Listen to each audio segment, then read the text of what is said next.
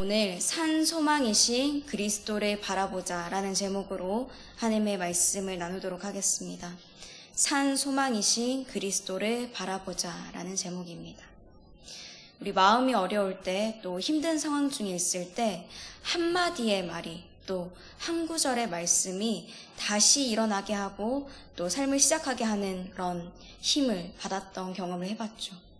하나님께서 지체 하나님의 자녀들에게 위로와 또 소망과 은혜의 말을 하나님의 사람을 통해서 전하게 하시는 것입니다.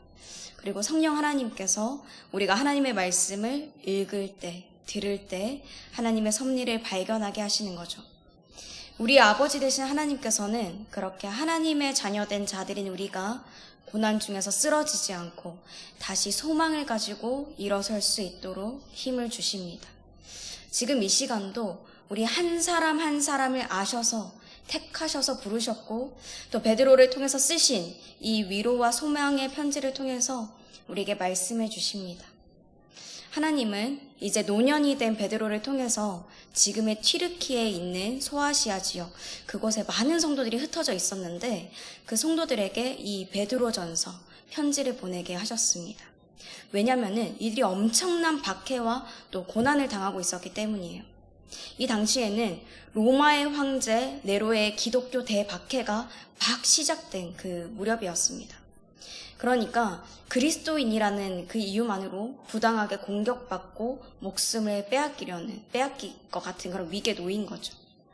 그래서 이 소아시아의 성도들은 마치 나그네와 같이 흩어져서 불안과 또 슬픔 가운데, 또 사방으로 에워싸는 고난 가운데 처해 있었던 것입니다.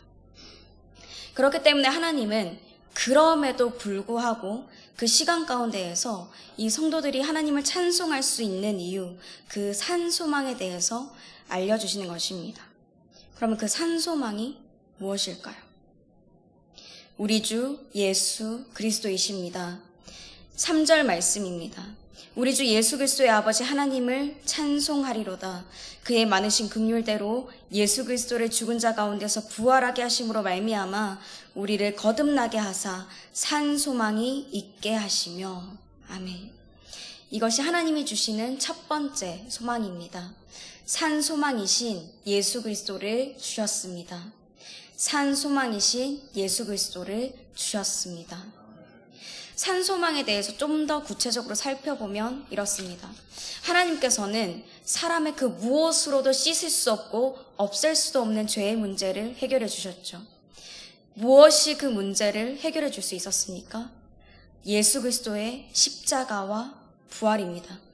예수 그리스도께서는 온 인류의 죄를 다 짊어지시고 십자가에 못 박혀 죽으셨습니다. 완전히 죽으셨어요. 그런데 죽음으로 끝나시는 게 아니라 다시 살아나신 거예요.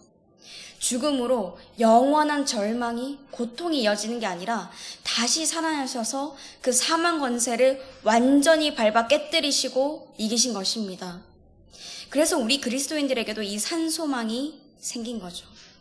고린도전서 15장 20절과 21절 말씀입니다. 그러나 이제 그리스도께서 죽은 자 가운데서 다시 살아나사 잠자는 자들의 첫 열매가 되셨도다. 사망이 한 사람으로 말미암았으니 죽은 자의 부활도 한 사람으로 말미암는도다. 아멘. 비록 우리가 이 땅에서 나그네처럼 정처 없이 또 흩어져서 때로는 고난을 받으면서 살아갈지라도 하나님께서 예수 그리스도를 죽은 가운데서 다시 일으키셨듯이 우리에게는 하늘 소망이 있다는 것입니다. 죽음 가운데서 다시 살아나서 영원한 천국을 누리게 된다는 거예요. 여러분, 이 사실을 믿으시길 바랍니다. 그 소망이 우리에게 있습니다.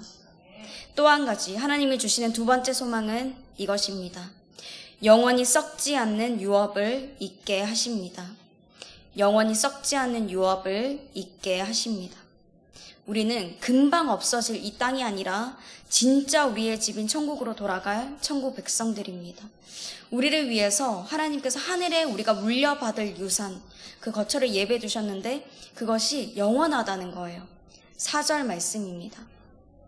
썩지 않고 더럽지 않고 쇠하지 아니하는 유업을 있게 하시나니 곧 너희를 위하여 하늘에 간직하신 것이라. 아멘.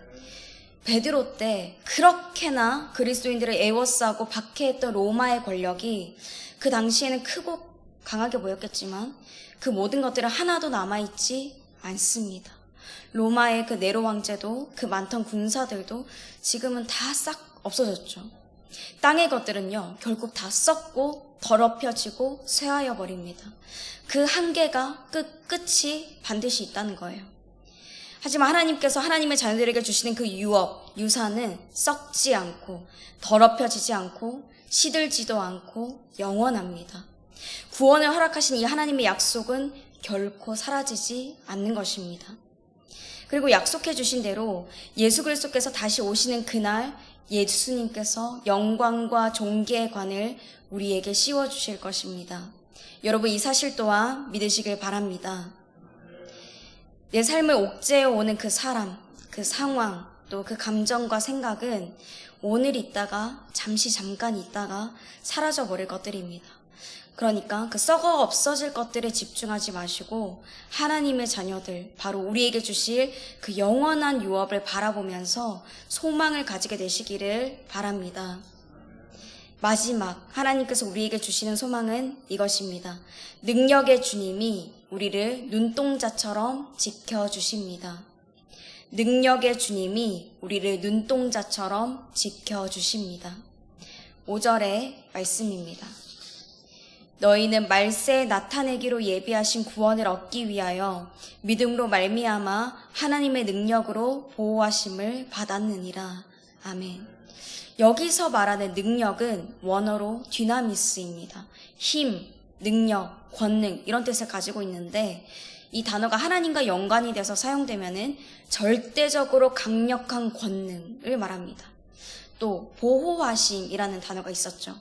이것을 원어로 다시 살펴보면은 지키기 위해서 적극적으로 개입한다라는 뜻을 가지고 있습니다. 그러니까 하나님이 약속해 주신 아까 첫 번째 소망, 또 두 번째 소망이 있었죠. 바로 산소망과 하늘의 영원한 유업을 잇는 것에 있어서 사람이 우리가 막 노력해서 어떻게든 세상에서 우리 힘으로만 이겨내고 버텨내는 게 아니다라는 것입니다. 하나님께서 하나님의 자녀들이 그 소망들을 얻을 수 있도록 절대적으로 강력한 권능을 사용하셔서 우리를 지키시기 위해 적극적으로 개입하신다는 거예요. 그냥 두고 방치하시는 게 아니다라는 거죠. 사방으로 우리가 우겨쌈을 당할 때 때로는 이런 믿음 없는 질문을 할 때가 있습니다. 하나님 지금 나와 함께 계시는 게 맞습니까? 나의 이 상황과 어려움을 다 보고 계시는 게 맞습니까? 이 뒤에 정말 소망이 있습니까? 라고 말이죠. 그런데 성도 여러분, 하나님은 다 보고 계시고 함께 계실 뿐만 아니라 하나님의 절대적인 강력한 권능으로 우리를 지키시기 위해서 지금도 아주 적극적으로 개입하고 계십니다. 여러분 이 사실을 믿으시길 바랍니다. 그래서 우리는 여러 시험으로 잠깐 근심할 수는 있어도 크게 기뻐할 수 있습니다. 6절의 말씀입니다. 그러므로 너희가 이제 여러 가지 시험으로 말미암아 잠깐 근심하게 되지 않을 수 없으나 오히려 크게 기뻐하는도다. 아멘. 사랑하는 성도님들, 하나님께서 고난 가운데 있는 이 소아시아 성도들에게 베드로를 통해 이 편지를 주셨죠. 그런데 이 편지는 또한 지금을 살아가고 있는 우리에게 주시는 하나님의 말씀입니다. 하나님은 우리에게 세 가지 소망을 주셨고 이 소망은 영원합니다. 산 소망이신 예수 그리스도를 주셨고 영원히 썩지 않는 그 유업을 있게 해주십니다. 또한 능력의 주님이 우리를 눈동자처럼 지켜주시죠. 절대적인 강력한 권능을 사용하셔서 우리를 지키시기 위해 적극적으로 개입하시는 것입니다. 어려움에 빠진 자녀를 보고 방치하는 아버지는 없습니다. 아빠 하나님께서는 우리를 반드시 건져주실 것입니다. 관계와 사업, 몸의 질병과 정신적인 아픔, 또 마음의 불안함으로 인해서 힘든 지금 이 시간이지만 하나님께서 반드시 건져주시고 우리에게 소망을 더하여 주실 것입니다.